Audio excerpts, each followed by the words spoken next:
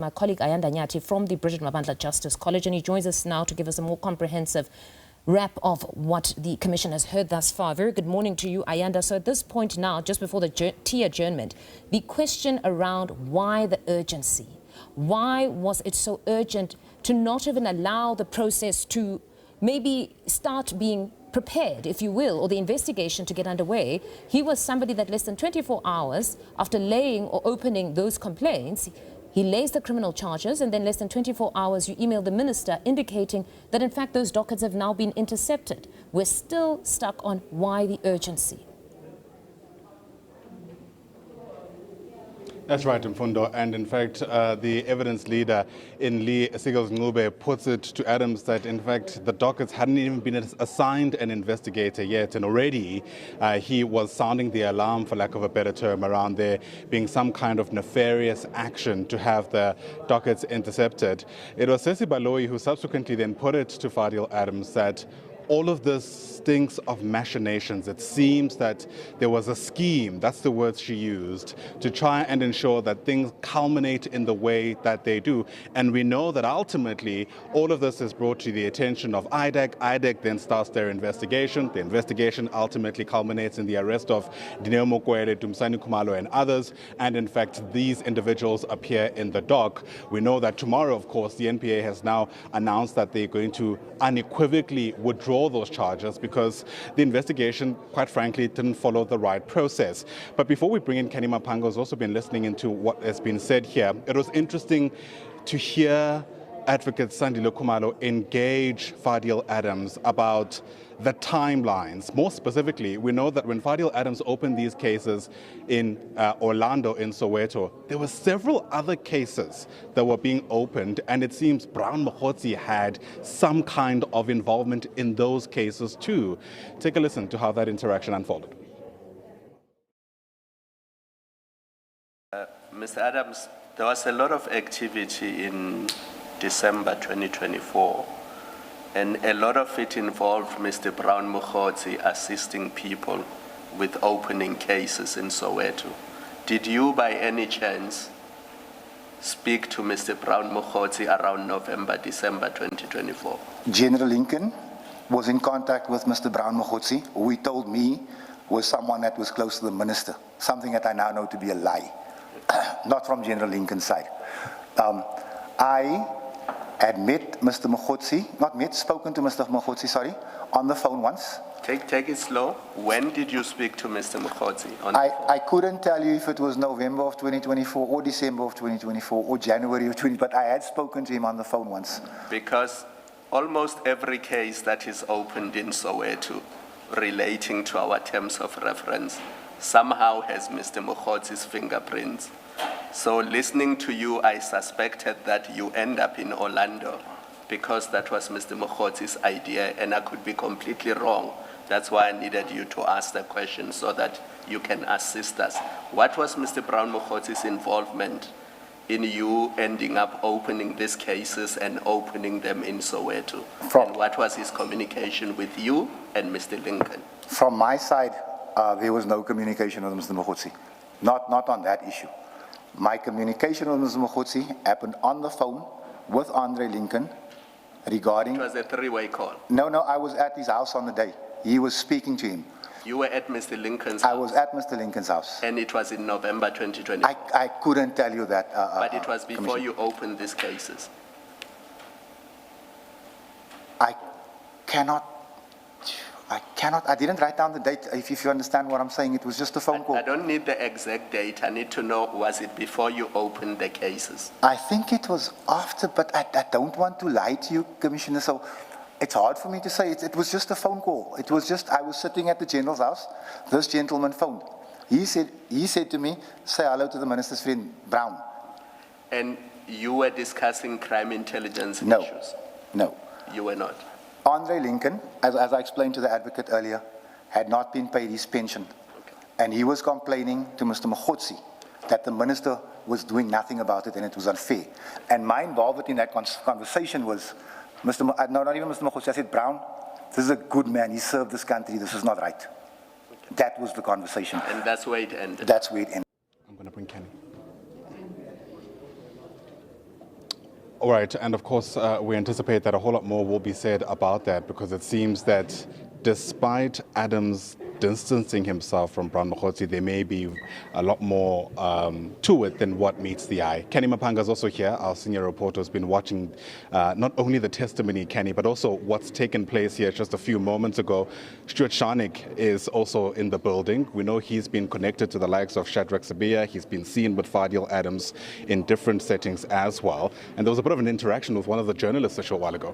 Yes, it seems that Stuart Sharnik, I think it's the second day of him being here. He was actually yesterday inside the building, that is the auditorium, and we know that this auditorium is filled with cameras as the commission is being captured and being fed to the nation. And it seems that he had a bit of a confrontation there with one of the journalists, and I haven't gotten the full details yet, but it was something about taking a photo, something of that particular instance. But we see the commission's team is now dealing with that particular issue, but he seems to have not only approached the area that is reserved just for the media, according to the different tags, but he seems to have confronted the journalist as well off a photo. And we do know that when you're inside this particular auditorium, the cameras are rolling, and even if you're sitting in the public gallery, there is a chance that you may be captured there as well. Right, and I suppose just for context, this place, Stuart Sharnik, like I mentioned, his name has come up before, but he's also had a brush with the law, we understand. So we remember him from the evidence that was brought by Lieutenant General Dumsani Khumalo when he returned to the commission. He had that CCTV footage of that white vehicle, and he contrasted it with the visuals that we saw outside of the home of Lieutenant General Shadrach Sibiya when his house was raided.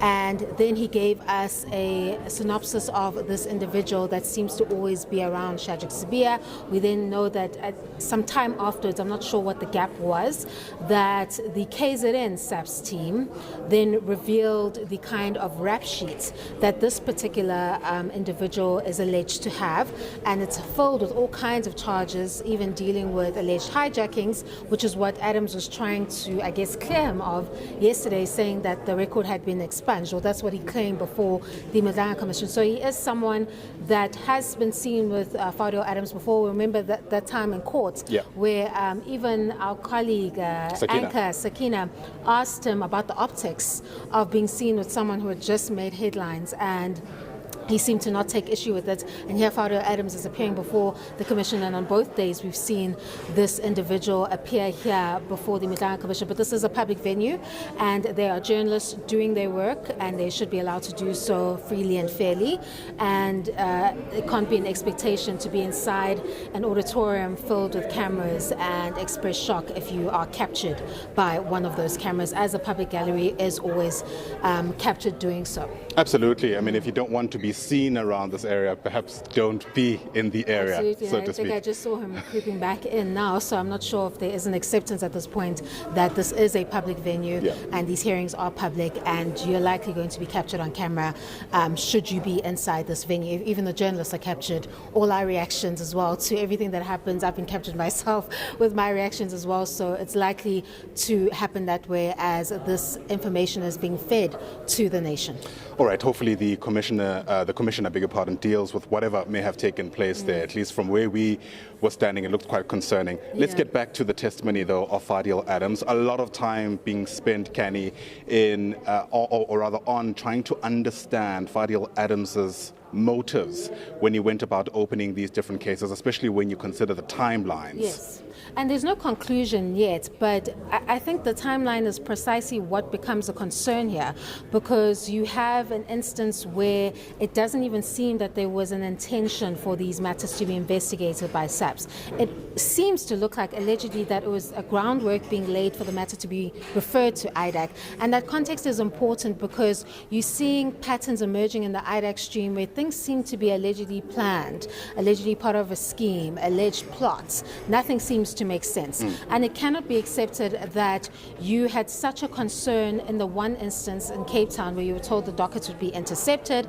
Then you go the very next day, and of course you have that concern as well without even giving the opportunity for those cases to be investigated. There's still even a lot of questions with Western Cape because the provincial commissioner told you that he will look into it, and in less than a day you're already moving on to the next location. location. It's also quite suspicious that the next location is one which witness G testifies that he told him to meet him at, the Orlando SABC, because we do know that if it was just about laying a case in Gauteng, the first police station that you find is the one you would have gone to. But he went all the way to the Orlando SABC to go and lay that case when he's not familiar with the Gauteng province. So everything about it just smells a little fishy at this point. Yeah. And he's struggling to reconcile the conduct with the kind of allegations that follow project diversion that emanates from his Section 27 referral. He even turns to the minister barely hours after the laying of the case, and one wonders what then informed you, and all you have is one source who is now late and cannot corroborate that story. Everything must be looked at within the context of what you see about IDAC and its handling of the crime intelligence matters, this pattern of doing certain things and then covering your ground to make it seem like the actions are legitimate, but really what's taking place below the surface is allegedly quite sinister, and that is what this evidence is pointing to or suggesting at this particular stage. It seems that allegedly it was some kind of an attempt to, it could be viewed this way, it's up to the Commission to decide, to allegedly seem like you've exhausted all your options and then you keep getting hindered by this so-called interception, and now you've turned to the minister and the minister has now referred it to IDAC. So it's about making it seem above board, but it's those minor details in the process and the haste which is what's going to be a red flag and is going to be quite a troubling aspect for him to cover as he continues with his evidence today. You speak about that haste, and it actually allows us to segue very nicely into a different part of the testimony today, Canny, when the witness Fadiel Adams was being engaged by Sesi Baloyi about what the urgency actually was. Eventually, through this interaction and several other questions that were posed, we heard Fadiel Adams essentially conceding that the message he sent to the minister, where he claimed that these dockets had been intercepted, as a matter of fact, was false. But that's not what you say in paragraph 4. Paragraph 4 of? Of the letter to the minister. Can I see? 3978. 3978. You're not saying they are about to do the same thing they did in the Western Cape. You say they've done the same thing. They're interfering in the investigation, in the investigative process, and this is less than 24 hours after you laid the complaint, and you represent to the minister that your dockets have been intercepted in Gauteng. That can be, because your explanation now is General Lincoln said to you they're about to do that. So you were misleading the minister in paragraph 4 if you tell him that they have intercepted your Gauteng dockets, because your explanation now is General Lincoln said to you they're about to do that. Why do you say to the minister, less than 24 hours after you laid the charge, why do you say to the minister, what happened in the Western Cape has now happened in Gauteng, when that is false? I think I preempted that, to be honest with you, Commissioner. I'm saying I've also been notified that Gauteng Police Department has followed the same modus operandi, which means they're taking the dockets or have taken the dockets, which I think is out of context on my side. It is not a deliberate attempt to mislead the minister. It is me saying to the minister, please act. That is what I'm saying, please act. So you accept that General Lincoln, if he is the one that spoke to you, you accept that General Lincoln didn't say to you, the Gauteng police have intercepted your dockets. You accept that? No. Yes, he didn't say they've taken, sorry, not no to you. He didn't say they've taken the dockets. Yes, and so what is in paragraph 4 is in fact false. No, that you say to the minister, it may not have been your intention, you're explaining it now, but we are now looking at the text of what you said to the minister, and I just want to simply clarify beyond doubt that paragraph 4, to the extent that in its terms it says the police in Gauteng are doing exactly what happened with your dockets in Cape Town, was in fact false. I will concede that I could have worded it better, Okay. Commissioner. I could have, and maybe I should stop being in such a rush with everything. I could have worded this better. All right, thank you. Well, Fadiel Adams has already conceded that when you connect the dots, the process of how all of this has unfolded does stink. I don't think that's going to stop the commissioners, though, from continuing with this line of question when the inquiry resumes its work at 11:30.